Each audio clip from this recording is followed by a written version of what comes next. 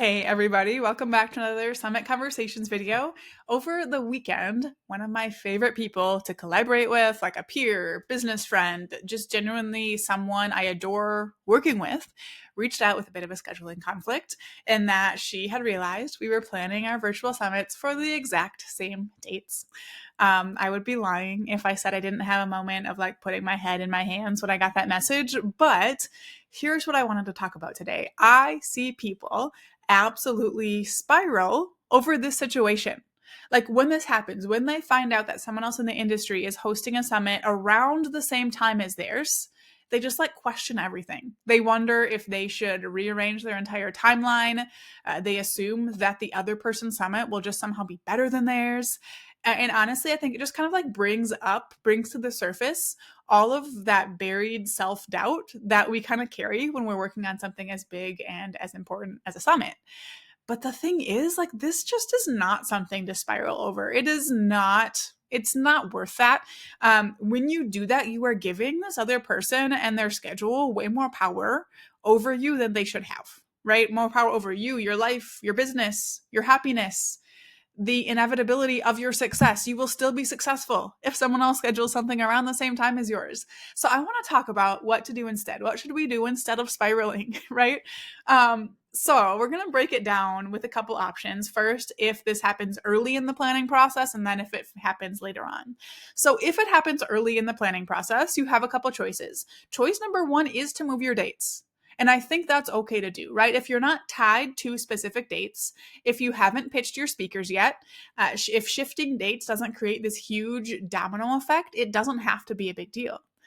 But I only think this is worth doing if you two really want to be in each other's events, or if the summits are going to be very similar, like with overlapping speakers. Otherwise, it's not worth it.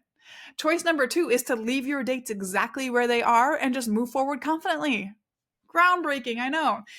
If it's later in your planning process, though, I think anytime after you've started pitching speakers, I would always recommend keeping your summit right where it is. You're going to see more of a negative impact from messing with dates and disappointing speakers and messing with the schedule they had in mind than you ever would from just letting it ride.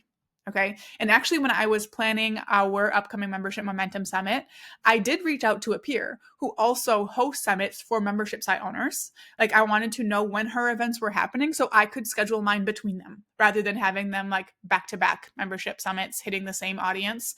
And it makes sense in this capacity. Like, I sponsor her summits. I knew I'm bringing her in as a speaker and actually a larger collaborator. I didn't want our audiences getting hit with these two membership focused events in a row. So it makes sense, both from that perspective and because we wanted to support each other. Another example is that in our Launch with the Summit Accelerator program, I have the sweetest group of knitting experts. There are 3 of them, and I always see them coordinate with each other around timing so they can participate in each other's events instead of creating this like unnecessary competition or making it so they can't speak for each other or things like that. But again, this is worth doing beforehand, not once you're deep in planning mode.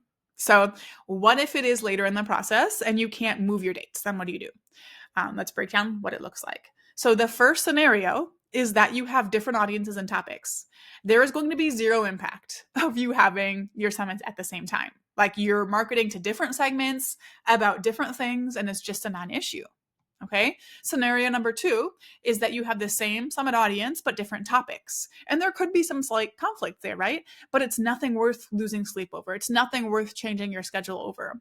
The person who reached out to me, we have significant audience overlap because we've collaborated so much. But when she shared her topic, I saw that we'll be attracting different people because we're focused on different points and different outcomes and things like that. And yeah, some people will sign up for both and maybe be less present because of it. Some people might choose hers over mine and vice versa.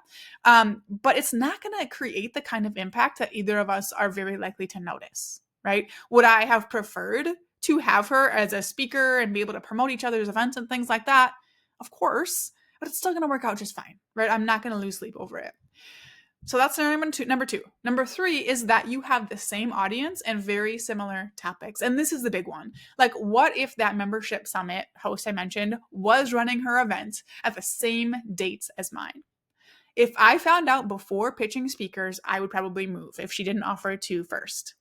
After that, though, I wouldn't. And here's what I would do. First, I just accept that there might be some conflict, and not like fighting, just that like our results might have be impacted, right? Second, I would move forward confidently again with my unique approach, my speaker choices, my perspective on the topic, and all of that. My event will be the better fit for some people, hers will be the better fit for others, and that's okay. Will conversion rates be lower? Probably on the All Access Pass, yeah. Will some people be more scattered during the event? Probably.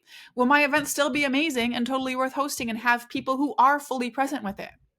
Also, yes. And I will know to check with her next time, right? So, what I want you to take away from this is that your event happening at the same time as someone else's is not the end of the world. It's not going to make or break your success. So many other parts of the summit planning process will, but this is not one of those things. Okay. Like, especially if your summit is a well constructed event with a specific audience, unique positioning, the right speakers, a solid engagement strategy that converts all of that. And this is what we dive deep into in the Launch with the Summit Accelerator, like how to create a summit that stands out no matter what else is happening in your space. So if you want to explore how we can help you host an event that is uniquely positioned in your niche, like head to summitonabox.co/apply and let's chat about it. But in the comments this week, I would love to hear whether you've dealt with this before. Have you had someone host a summit in the same audience, maybe with the same topic, with the same dates? If so, what was your reaction to it? And did you do anything about it? And then, like, I'd even love to hear if you notice anything with your results. Like, I'm really curious to hear about your experiences with this. So drop a comment and let's continue this conversation. Thank you so much for watching. I hope it was uplifting. I hope, well, like on one hand, I hope it was helpful, but on the other, I hope you don't have to deal with it. But if you do deal with it, I hope it was helpful, and I'll see you in the next video.